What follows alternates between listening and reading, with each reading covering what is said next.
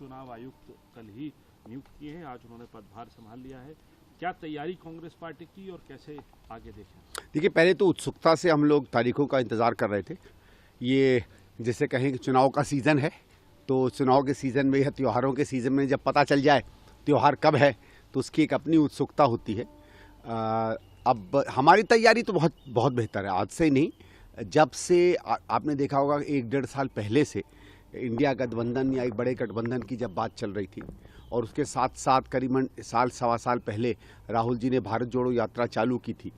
जो अभियान हमारा है चुनाव का, उसके मुद्दों को उजागर करने का, लोगों से जुड़े हुए जनहित के मुद्दों की बात करने का, ये अभियान तब से शुरू हो गया था।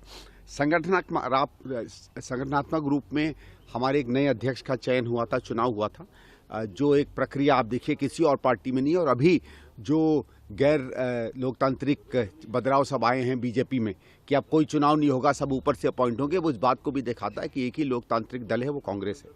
तो हमने अपने अंदर में भी लोकतंत्र को प्रभावी तरीके से इस्तेमाल करे, नए नेतृत्व को बनाया, नए जनरल सेक्रेटरीज बने। वो जब से बने, स्वाभाविक है कि नया व्यक्ति आता है, 1-2 महीना लगता है संगठन को संभालने में। मुस्तैदी से उन्होंने संगठन संभाला है। राहुल जी ने राजनीतिक और जनमंच संभाला है। तमाम पार्टियां जो साथ आई हैं, उन्होंने वो हर व्यक्ति जो इस मोदी सरकार से अत्यंत परेशान है, लाचार है, समझ नहीं पा रहा है कि किस तरीके से जीवन जिएं, कहीं भाईचारे की कमी है, कहीं आर्थिक तनाव उन पर पड़ रहा है, कहीं गरीबी फैल रही है, कहीं वो बेरोजगार हुआ फिर रहा है, घर का किचन नहीं चल पा रहा, वो सब लोग आज जब एक गठबंधन बनाए उसके साथ आएंगे, एक अच्छा हम लोग नेतृत्व देंगे।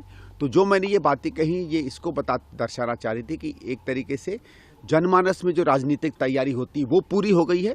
चुनाव लड़ने की जो संगठनात्मक तैयारियां होती हैं वो तो हमेशा से रही।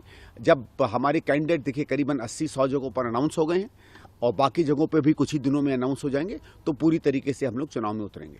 तो सरकार की तरफ से साफ कहा जा रहा है अब की बार 400 पार जो टारगेट फिक्स कर दिया है, उसमें कितनी देखिए, पहली चीज तो सरकार की तरफ से नहीं, ये कोई किसी की सरकार नहीं है। सरकार होती है बीजेपी की तरफ से। वो दिखाना चाहते हैं कि हम ही सरकार हैं, वो कोई भी स्लोगन दे दें।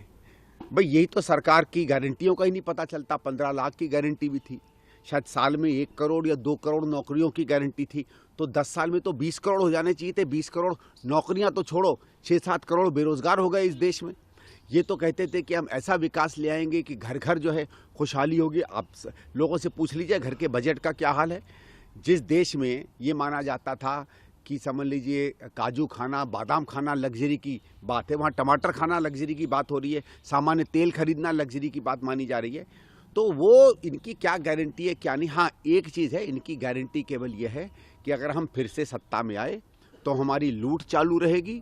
जो आज जैसे एक एक करके खुलासा इलेक्ट्रल बॉन्ड में निकल कर आ रहा है कि कंपनियों पर रेड पड़ रही है, कंपनियां इन पर पैसा दे रही हैं, अब तो स्पष्ट हो गया है किस तरीके की हथकंडे इन्होंने अपनाए अपनी सरकार का दुरुपयोग करके। तो उनकी ये गारंटी रहेगी कि अभी हमने 15-20 हज़ार करोड़ रुपया ऐंठ के लोगों से लिया है, अब हम पूरा देश ऐंठ के जो है ले लेंगे। एक तरफ लोगों से पैसा ऐंठ के ले लेंगे और दूसरा बाकी देश जो है बच्ची कुची उन कंपनियों में जो एक तरीके से हमारे अपने साथी हैं उनके हवाले कर देंगे।